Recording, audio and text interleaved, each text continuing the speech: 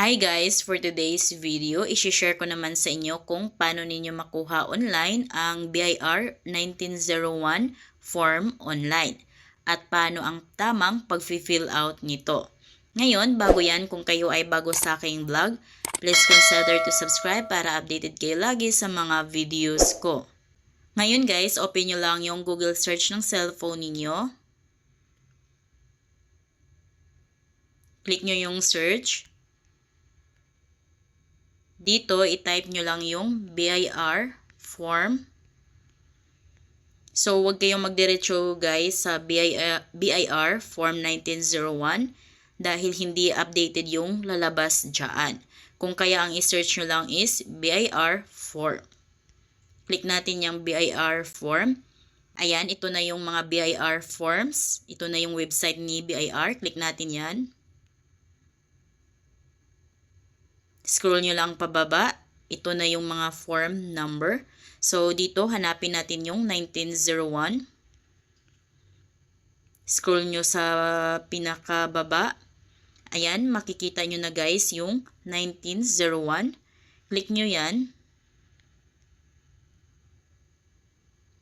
Ayan, ito na yung form, BIR form number 1901. Ngayon, para ma-download natin ito, click nyo lang itong PDF.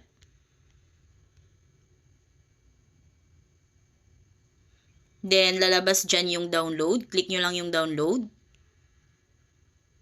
Then, mamili kayo paano ninyo mabuksan yung BIR form. So, sa akin, as docs. Ayan. So, ito na yung form guys. Dapat yung form is July 2021. So, ito guys, ipaprint nyo ito ng 2 kopya. So, dito, pag mag-fill out kayo, kailangan naka-big letter or capital letter yung pag-fill out nyo dito.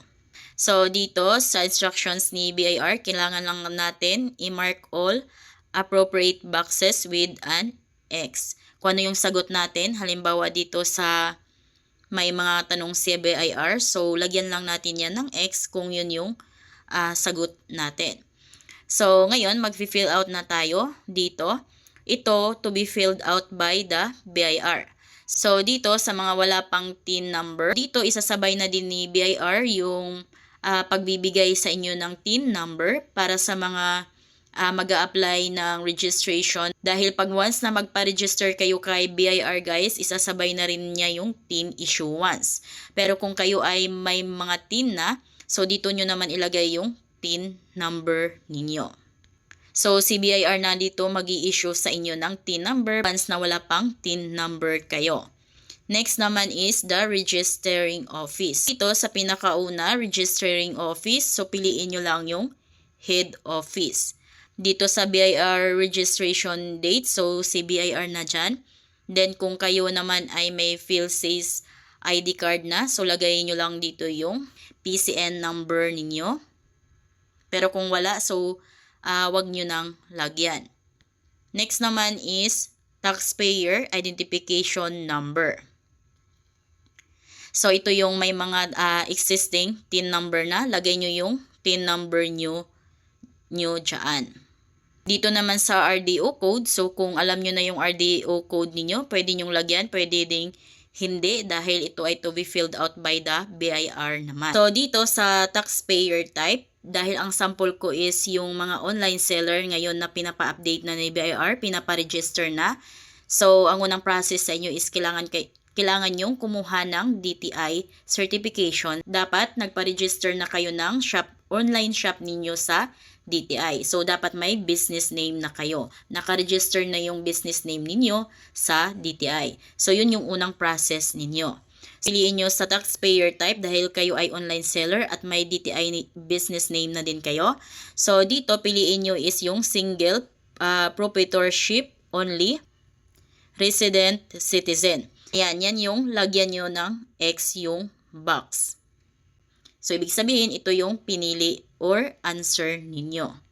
Then, halimbawa naman, kayo ay mga freelancer, virtual assistant, mga ganon. So, ang piliin nyo is professional in general. Lagyan nyo lang ng X yung box ng professional in general.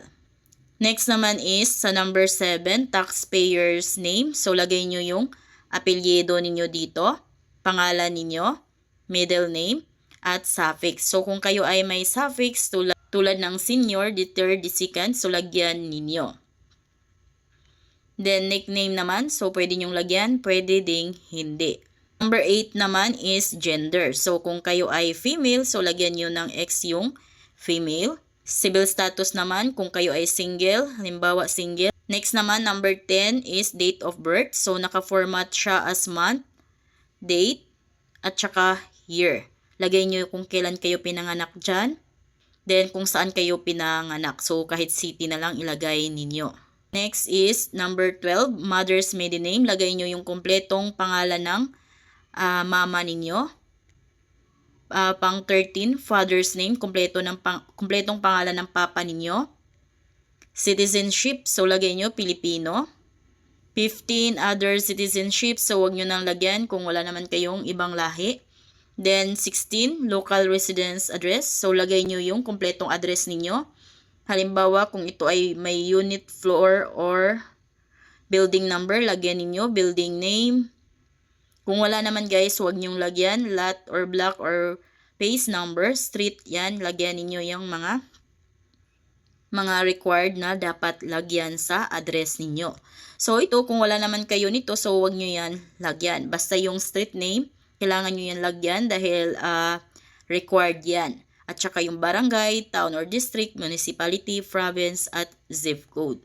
Business address naman. So, dahil ang online seller, wala silang physical na address. So, ganun din yung ilagay nyong address. Kung ano yung nalagay nyong address sa local residence address ninyo, yun din yung ilagay nyong business address dyan.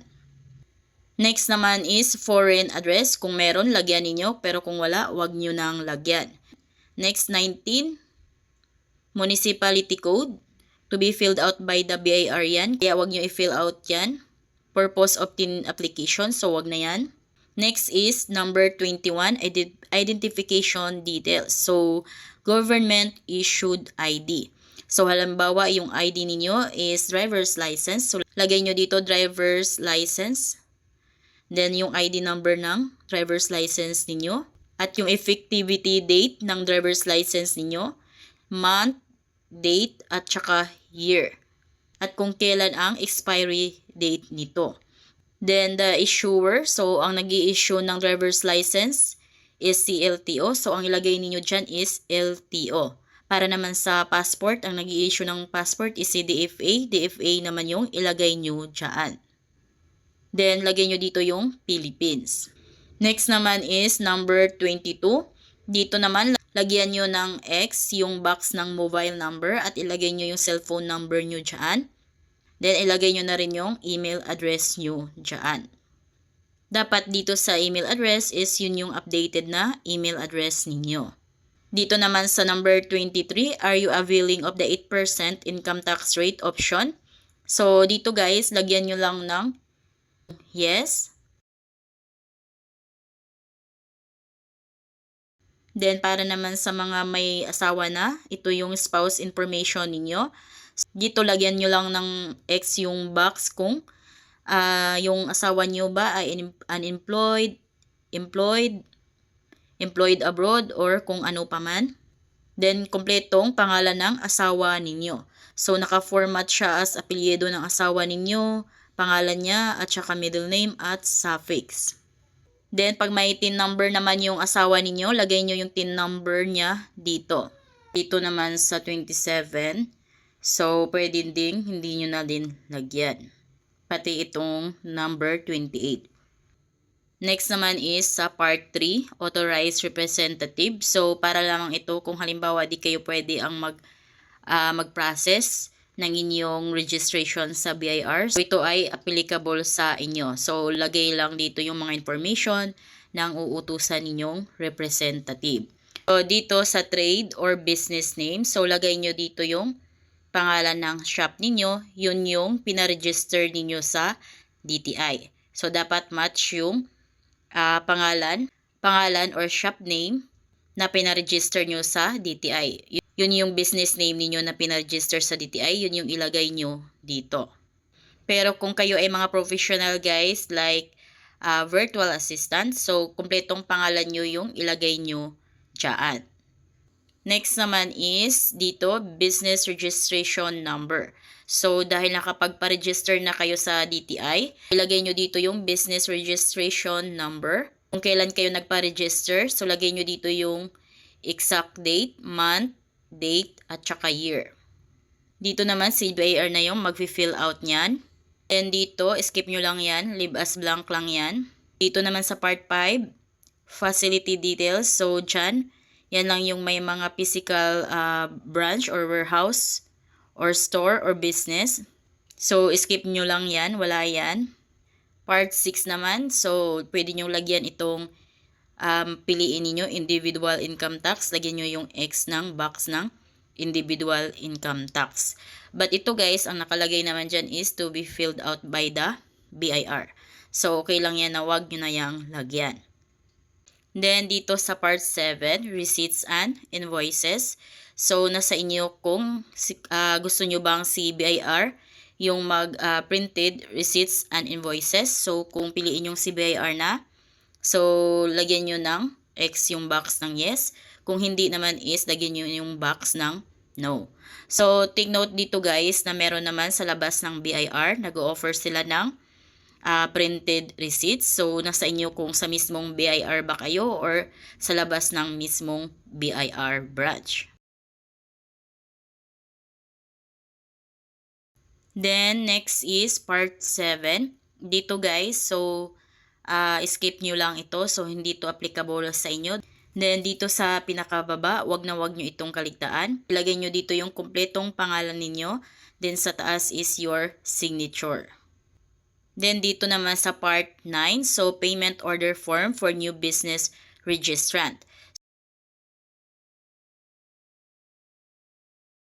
Then, dito sa documentary requirements, mababasa nyo din dito yung mga kompletong requirements sa bawat individual. So, basahin nyo na lang guys yan for more information. So, kung kayo ay bago sa aking vlog, please consider to subscribe para updated kayo lagi sa mga videos ko. Thank you for watching!